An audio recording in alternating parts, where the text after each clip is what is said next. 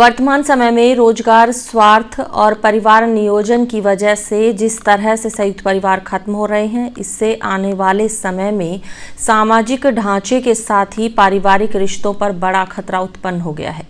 जिस तरह से लोग सरकार की पहल और खुद को समझदार दिखाने के उद्देश्य से 2 बच्चे होने के बाद नसबंदी करवा रहे हैं, इससे आने वाले कुछ सालों में कई परिवारों में चाचा, मामा, बुआ, मासी, भाई बहन जैसे गहरे रिश्ते खत्म हो जाएंगे। पेश है तरुण मुखी और सुरेश सोढ़ा की खास खबर।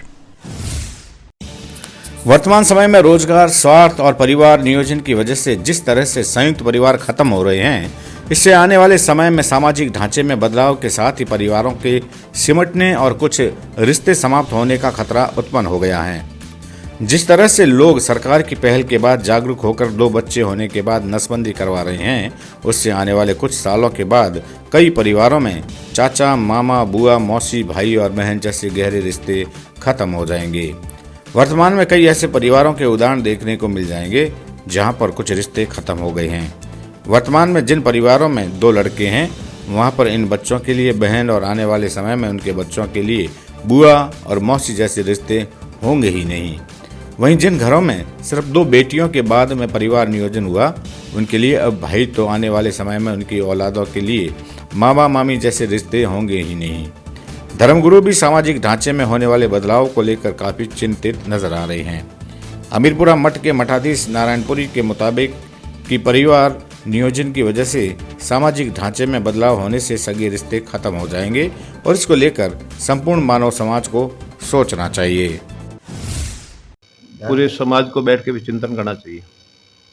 एक व्यक्ति का तो काम है नहीं, संपूर्ण मानव का निर्माण है। ये पूरा संपूर्ण मनुष्य बैठ के विचार करें कि वाकई हम रिश्तों से दूर जा रहे हैं और हो सकता है कि कम जनसंख्या के आधार पे हम हमारे रिश्ता भूल सकते हैं, लेकिन ये व्यक्तिगत का विषय नहीं है। ये आज सरकार कह रही है कि ज़्यादा जनसंख्या बढ़ रही है और संख्या के आधारित पे हम नसबंदी का, तो हमें तो कहते सामान्य नागरिकता जनसंख्या लागू कर दी जाए और उससे किसी को ऑब्जेक्शन भी नहीं हो। इस पे बुद्धिजीवी लोग, अच्छे लोग बैठ कर चिंतन करें, विचार करें और देश की जनसंख्या को भी ध्यान में रखते हुए और संपूर्ण अपना सामाजिक रीति रिवाज समझकर इसके ऊपर विचार करें।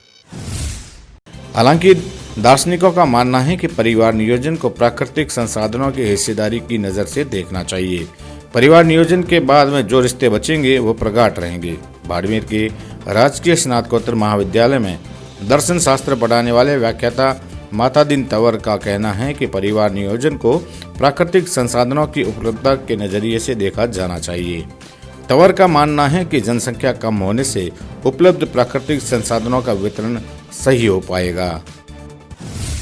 इसको केवल इसी रूप नहीं दे करके प्राकृतिक संसाधनों की हमारे पास जो उपलब्धता है उसके अनुसार भी देखना चाहिए कि प्राकृतिक जो संसाधन है वो तो निश्चित हैं, उसमें आप बढ़ोतरी नहीं कर सकते, उनको हम पैदा भी नहीं कर सकते और यदि उनका वितरण सही ढंग से नहीं हो पाएगा तो वो ज़्यादा खतरनाक रहेगा। संस्कृति बची रहेगी। जैसे 2 बच्चे हैं तो 2 बच्चों में संस्कृति बच जाएगी, आपकी रिलेशंस भी बच जाएंगे आपके, और रिलेशंस निश्चित रूप से मजबूत हो रहे हैं। कुछ लोग अर्थों में मान रहे हैं कि भाई थोड़े टूट रहे हैं, संयुक्त परिवार टूट रहा है। उसका अर्थ ये नहीं है कि हमारे परिवार टूट रहे हैं। परिवार नियोजन जो है इस वैश्विक की एक परिदृश्य है और इसको होना भी चाहिए और निश्चित, और इसको कहीं ना किसी प्राकृतिक संसाधनों के वितरण से जोड़ कर देखना चाहिए।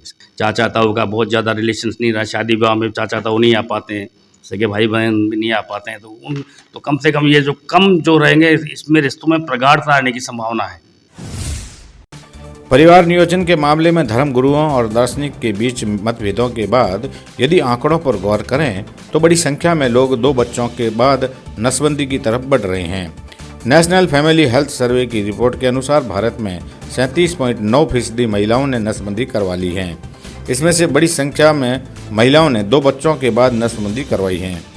ऐसे में पारिवारिक रिश्तों के लिहाज से 2 बच्चों की योजना कई लोगों के गले नहीं उतर रही।